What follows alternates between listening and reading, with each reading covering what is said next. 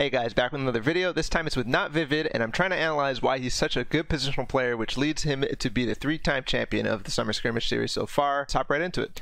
Alright, so this clip is an example of how much Vivid is trying to gain awareness of where his opponents are on the map. He's looking for people that he can get into an engagement early on to get a great endgame setup, trying to look for traps and all sorts of that stuff. He's just jumping and moving very quickly and just trying to get all angles. And specifically this area right here is actually really flat ground with a lot of buildings, so you can't really get an idea of whether he's safe or not. And he also wants to start farming up brick and all sorts of things, but he wants to make sure that he's safe first. Okay, this is a 1v1 fight that Vivid is very calm and collected in. He doesn't waste too much mats. You see how he's not building all the way around. This guy drops down, but the most important thing in this clip, this guy launch pads away. Vivid doesn't immediately chase after him like some of us would. I definitely would.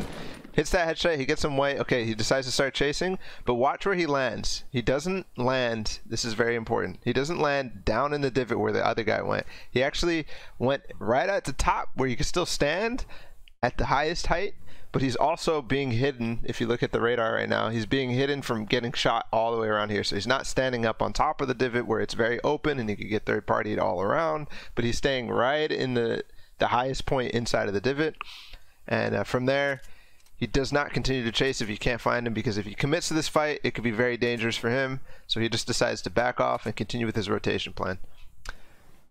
Alright, so this clip is from the same game that we just saw, game 2, and he goes on to win this. But I just want to point out before we start the clip is his setup. So he's actually been kind of turtling a little bit in 1x1s. This is the second moving circle. So this is the first one that goes outside of the circle. He positioned himself well. He used a lot of wood, but that's okay. He still has a good amount of mats. But most importantly, I want to look at how he has 5 bouncers, and that's crucial. That's why he was looking for fights earlier. That's why he was jumping around and looking for people to be able to kill. He actually did get a kill on Quio and got 5 bouncers and max mats from it. So he set himself up really well for this final engagement. And the second thing I want to point out before we roll the clip is look at the radar right now. He pays attention to this all the time. You'll see him looking at his radar. You'll see him opening his map, whatever. You see that the circle is going to be actually on this ridge over here. So it's actually going to go up over high ground. And we'll see how he positions himself. So basically, let's see how the circle will move. The circle is going to move like this, directly down. So it's going to open up this area right here. And this, yeah, it's going to be this path in the river is going to be the fastest down into the circle. So we'll see what he does with that information in hand. I'm going to speed it up just a little bit. Okay, before the circle even moves, he bounces himself into a good position and starts turtling down here. And he does this towards the end of the circle. He doesn't want to do it first so that all the attention gets placed on him and he has to waste a lot of mats trying to defend himself. But he's making it while everybody else is making their plans. So this is a really good position, and it's not easy to spot that this position is really good. And we'll see why. He gets 3 great kills out of this, and yeah. Let's continue. I'll slow it down once the circle stops.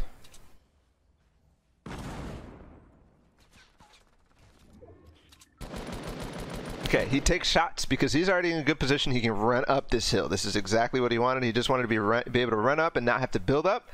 And he took those shots to delay those people down on the ground, and now he builds up because he already has the natural high ground because he didn't have to build up the hill. He could just run up. He gets this easy kill on the chap. An easy kill on Tfue who pushed on him. And then, again, after these kills, he's still fighting because he had so much time in the storm. Okay, from the same game, still has those bounce pads, and just see how clutch and how useful these bounce pads are in the end game situations. I actually think I like them more than launch pads if you can get naturally good positions. Launch pads are good for moving a really bad situation into a really good situation, but bounce pads are just good overall. So I prefer having bounce pads if I can get them. But that's the importance of setting up your engagements in the early game and mid game so that you can really set yourself up for these good end game plays. So let's roll the clip. Alright, in this case, we look at the circle and we see that it's heading into the city towards Tomato Town.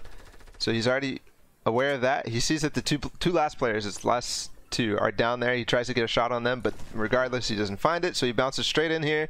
He doesn't go all the way to the circle. He just builds out so that he's properly held, and then he just holds mouse 1 on an easy opponent who's running from the storm, and it's game over from there. That's the importance of moving and planning your moves before the circle starts moving at you. Those guys kind of don't have that opportunity because they're right next to each other, but that's why you need that high ground. That's why you need a moment to chill for yourself. You can't always be in tension with other players in these moving circles.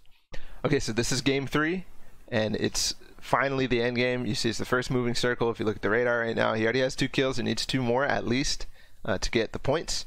He just finished a kill and he just finished a fight. That's why he's low on materials, but he still has the bounce pads, and that's just the good setup that we've been talking about. The good setup going into the end game, having bounce pads, having a decent amount of mats, and having all sorts of the weaponry that you want, and heals. So he's kind of low HP and he's kind of low mats now because he took the fight, but regardless, we'll watch it, roll it.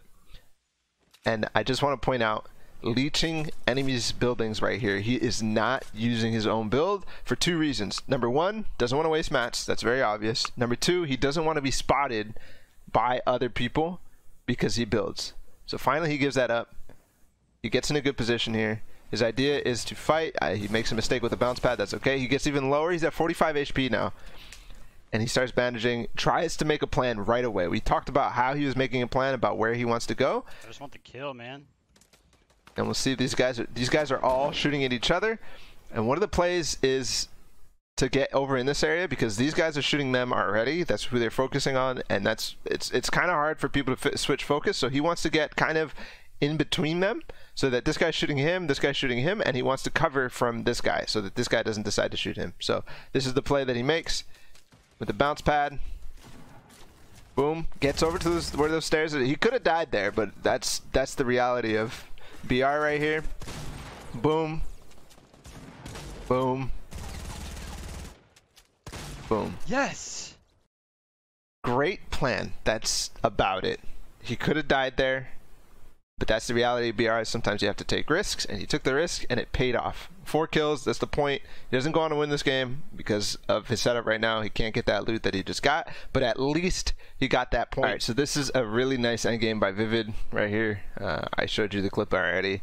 I just wanted to point out this is kind of a new thing that I learned. A way to connect ramps while you're high ground. And we'll just see the end of the clip here. Boom. Rotates both stairs and places them down. This makes it so you don't have to drop down or at least edit the floor down and place the wall. You can just place stairs on those specific buildings, and now it's connected. He does that while the storm is coming in, which is super important because now it's going to be covered by the storm and people aren't going to be able to see it as well. So he knows that it's covered by 2 at least. So as long as he stays well built up here with at least like 3 or 4 different tiles holding him up, he's good. He's not going to fall down. He's not going to get shot down. Okay, so this is the continuation of game 4 that he goes on to win. And I just want to point out his situation. Look at his mats. Look at his ammo. Doesn't have much. Okay, so we're going to look at how he decides to approach the situation. He has a campfire, so he can maybe go for a heal off. Kind of. Probably not. This is probably a little too risky. But anyways, let's roll it.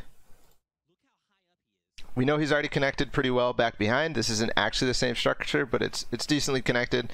He's looking for kills, and he's not moving out too far. And Nick and the other caster are talking about how high up he is, and that's very dangerous. So here's an interesting way to get down.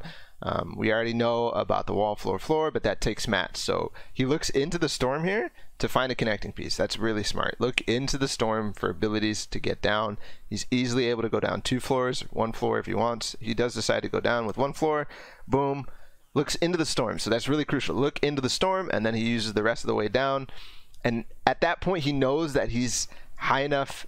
He's only 4 levels above this guy, and he's on the lowest part of the 4th floor, so he's able to just drop down and take fall damage. Instead, he takes the pump shot, so that's perfect. Takes the pump shot, takes the fall damage, and really blows that guy up. Here's another thing. He realizes he's starting to be low on mats. He's just a conservative mat player in general, but he only has 1 wall supporting this, which is fine because he knows that these guys are underneath him and they're not really looking to knock him down or do anything crazy. So he takes his time here, resembles and looks where he needs to go next, reloads all his weapons, and goes. This guy starts building out. He starts shooting him, and then he follows him with only 1 floor. He's not building too wide. He's not building pyramids on top. Why? Because he knows these guys are shooting. So again, being conservative with his mats. Finally finds the kill on this guy. Goes down. Only 1 floor. And finally, it's coming to the last fight. He's building metal, so he's probably low. Just builds out a little bit so he can get as much information as possible. Sees him, drops down, gets in his cube, and kills him. Just solid endgame by Vivid there. Solid endgame by Vivid there. Alright, so that was my attempt at trying to understand why Vivid did so well and why he's such a good positional player. And I think we came down to a couple things. I watched more than I showed in this video, but it was really hard with the tools I have to kind of show it off. I can't show his rotation paths. I can't show all this stuff because it just takes too much time in the video. So I kind of stuck with the clip format. But basically the three things that I found out were that he's a very conservative map player. He looks for early game engagement so that he can get set up in that end game to be really nice with the bouncers, the campfires, the launch pads, whatever. He's looking for those mid-game fights, those early game fights so that he can pick up more opportunities to get those items. And then third, he's just a god in the end game. We saw two wins, and then we saw the one where he leeched and got the point from the win. I just want to point out that every single game that he played in this week 4, he got a point. Except the first game. I think the first game and maybe another game he was eliminated early, but he got a point in almost every single one of these games, and that's just consistent, good positional play because all he did was third party. He didn't come, he did have a couple 1v1s, but nothing crazy. He tried to get the positions that would allow him to get the kills with no huge risk. And that's Vivid for you. He's just solid positional player. If you like this video, do all the Twitch, YouTube, and social media things, and I'll be back with more videos just like this. Thanks for watching, guys.